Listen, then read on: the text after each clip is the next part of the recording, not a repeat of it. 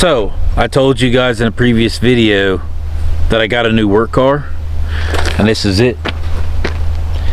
2012 Buick Regal. And I'll show you the cool part about this in just a second.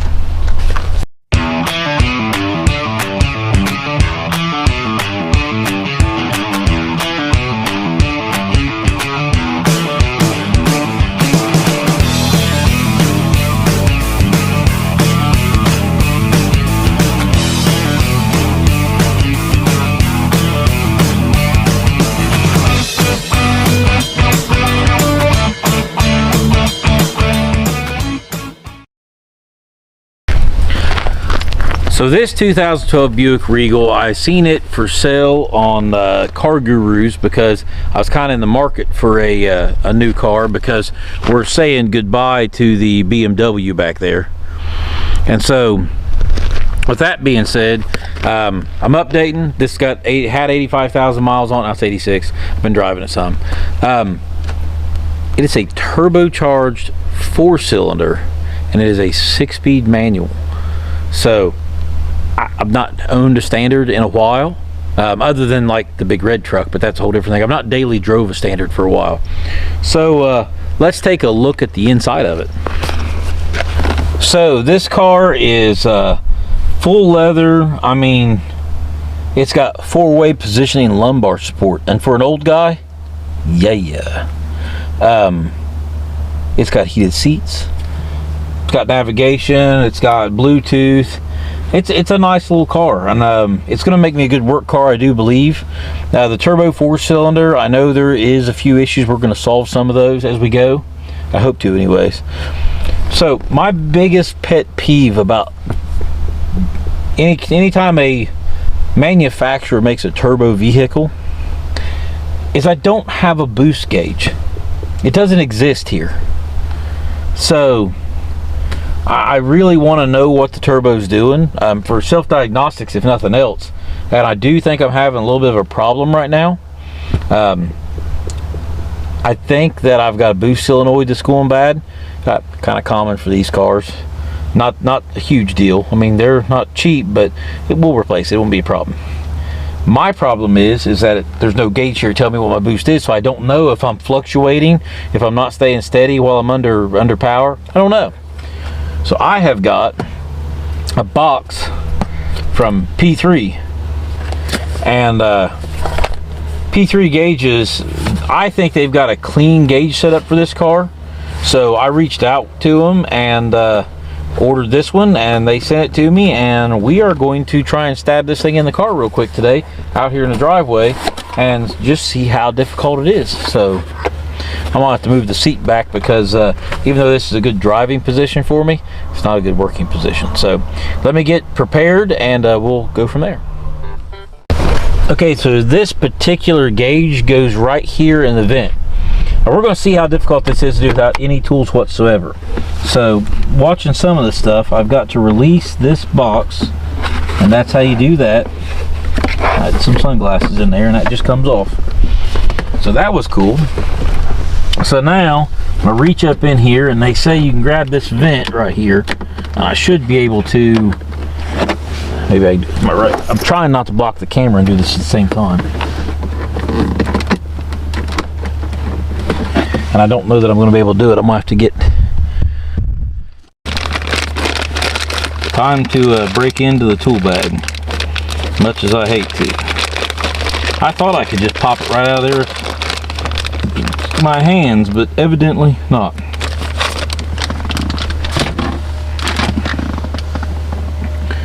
So can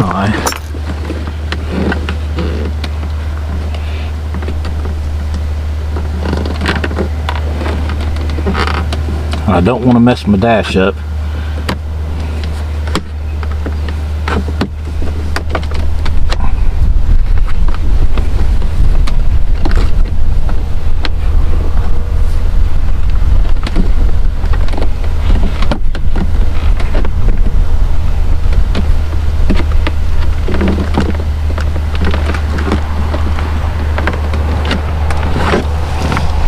Alright, I'm gonna back up and punt. Alright, apparently I just ain't been pushing hard enough, so let's see what I can do here.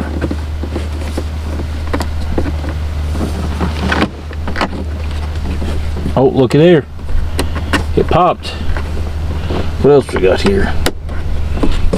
Once again, not trying to break it.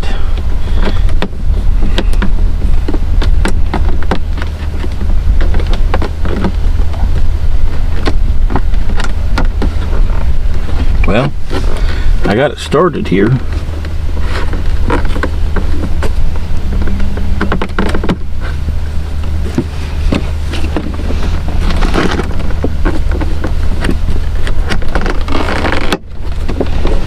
And there's that one.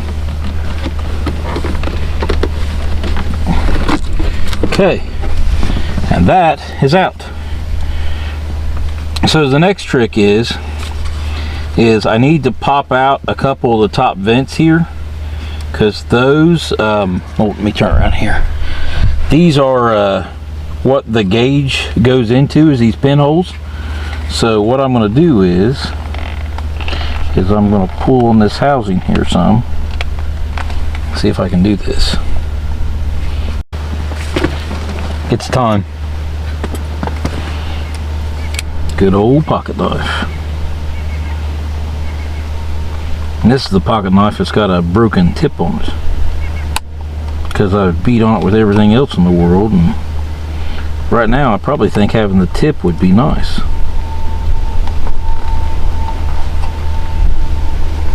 If anybody's got a beater pocket knife like this that they just do stuff to they're not supposed to do too, just go hit the like button now if you understand me. I've got a nice sharp pocket knife in my other pocket. This is the one I wear clipped into my pocket on my right side, and it's my go-to for stripping wire, cutting just about anything. I try and sharpen it every so often to keep an edge on it, but when you beat on it like I do, it gets a little difficult sometimes. But it still works because I still am getting this thing loose. And there we go. So that is loose. And so with that loose now, I'm probably doing this where you guys can't see. There we go. So now that is loose. So now I've got a little bit more flex in here. And so what I'm going to do is I'm going to stick my pocket knife down in there like so. And I'll just, oops. Come on now. Don't be hard to get along with on me. I'll do this one first maybe. Nope. What I'm trying to do is pop that one out. There we go. If I hold it down like that, I can probably... Okay, well that piece came loose, and that'll help. I'll put that back in if I need to. That might actually need to come out too. Good deal. Get between that hinge mechanism and separate that way. There we go. That one's out. Jeez, oh Pete. Like I said, bigger job than I anticipated. And I got one more left to go too. So I'm going to try and pop this side out first this time, so I've got a little bit more room to work now. So we'll do that. Look there, come right out. Look at that. That one was easier. And now, because I've got that one, I should be able to, yep, pull that. And now, man, I'm on a roll now. We'll come in there and I'm going to try and separate that pin there. And now I've got that one out. I think that's all I got to pull out. So now, let's get to the fun part. So this is the gauge. And looky there, looky there.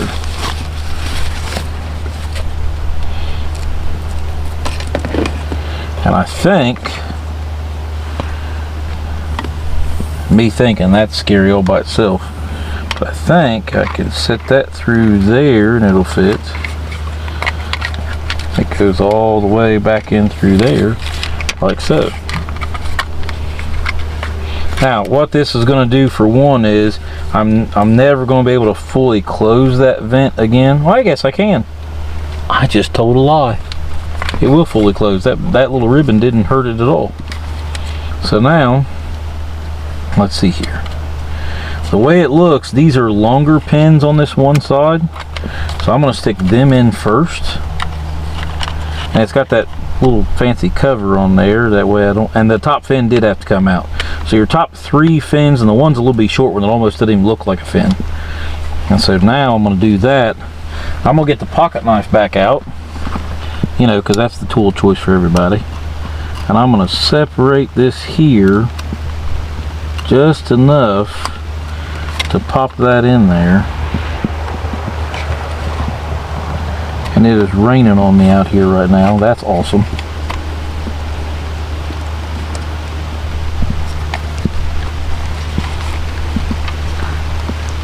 I think that's it. So now I'm going to pop this all back together. Downside of working outside in the driveway, you are, whatever weather happens, that's what you get. Of course, I realize not everybody's got a garage they can work in. Technically, I don't. I work out of Dad's garage, so I'm a bit spoiled. But looky there, that's game on now. So I'm going to pull the little... Oh man, look at that. I'm happy already. So now, here's the next trick. That should press right back into... and I'm going to go ahead and close it just to hold that ribbon. That way if there's any excess left in there, it'll allow it to close back when I'm done. So I've closed it. See, it's closed in there. And I'm going to take this and stick it down through the hole here. See, I can fit my hand all the way up in here. So now I'll just set that back in there, and I've got to make it line up with the air duct behind it. So just because I'm getting it in position.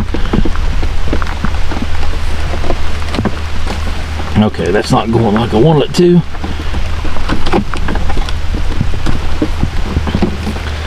I need to make sure that lines up with that air duct, because if that doesn't line up, we're in trouble anyways. I'll push that side in first and try and rock this side around.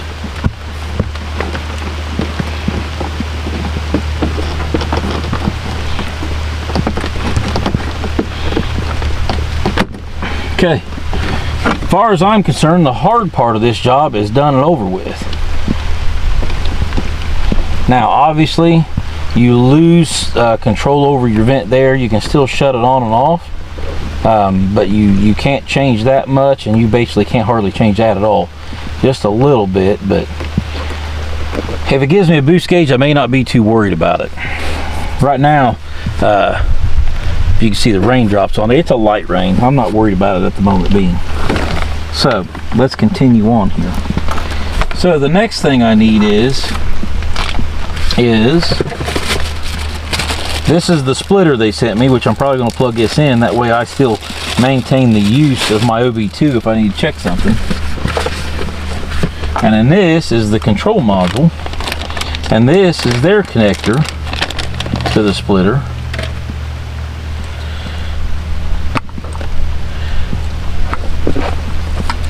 So I'll plug that in. I'll plug this in. Okay, so there's that. And if that all works out right, I should be able to plug that in. I don't have any tie wraps on me right now, so I have to tie wrap this up later. But let me see if I can get it shoved up in here temporarily to where I can get it to work. Man, I should have got tie wraps. I know better than that. The rain looks like it stopped now. Okay, so the OBD2 is like right underneath it there. So that's cool. And I think I can just cooler's like a shelf right there I can sit it on. That had a leaf in it. I don't know how that happened. That's weird. It's got other connections for probably other things that they offer. And so I'm just gonna cram that back in there for now. Like I said, I'm gonna get tie wraps and make that prettier later. But everybody can kind of figure that out. That doesn't take a genius. and I'm going to look for an opening, which there should be one right there, where this will come around. I'm going to push up on that so it'll fit. There we go. Oh, I brought the wrong one down.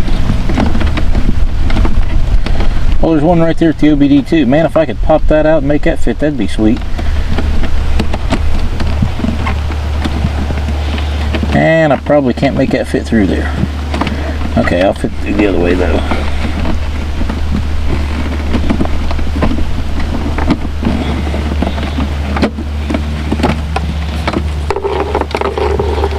Okay, so that will just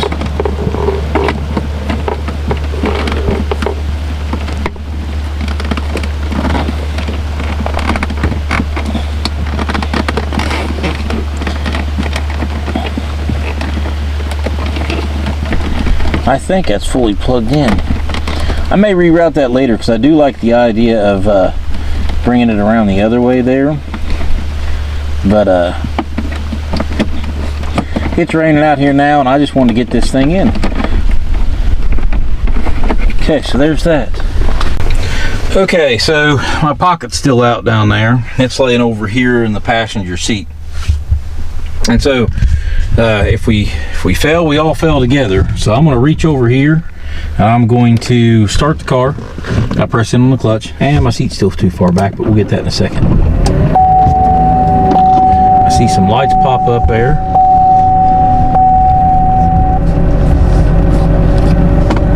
Nothing's happening yet. Oh, looky there. Okay, so we're running a negative. We're running a vacuum right now. Alright, so what I'm going to do is I'm going to turn the camera off, get my mess picked up, and we'll go for a quick drive and see what kind of boost it makes. So let's see here. So now we can run. I'm going to go back to third. And pull. There's 10, 11, 12. Yeah, there we go. So, like 12 pounds of boost. Cool. Well, it's kind of quick and dirty. That was the first modification to my new work car. It is a 2012 Buick Regal Turbo. It's a 2.0 liter turbo. So far, I'm pretty impressed with the car. And to go back to the gauge, I don't know that they make a cleaner gauge setup than that right there. I mean, I know you guys can't see it well with the camera for some reason because of the glare. I can see it great from the driver's seat. I mean, it's pretty nice. And I think it looks clean with the car's interior too. I don't have a big pod sticking out no place, and I don't have pillar gauges, you know, on a Buick Regal, even though we might be doing some weird things to a Buick Regal. But so this is the car, and that is the first mod. And if you guys have a vehicle, I don't know what and all they support, but I would definitely check out P3 gauges and see if they may support whatever you're working on. I thought nice for a Buick Regal. Wasn't even sure what they made for it. I knew I wanted the boost gauge, done a little bit of Googling, and these guys popped up, and I said that's the cleanest setup. So shout out to them. You guys done a great job on your product. Very easy to install once I figured out how to get the vents out. That's my own problem, but yeah, thank you a lot. And guys, thank you for watching. Hit the like and subscribe, and we'll see you guys later.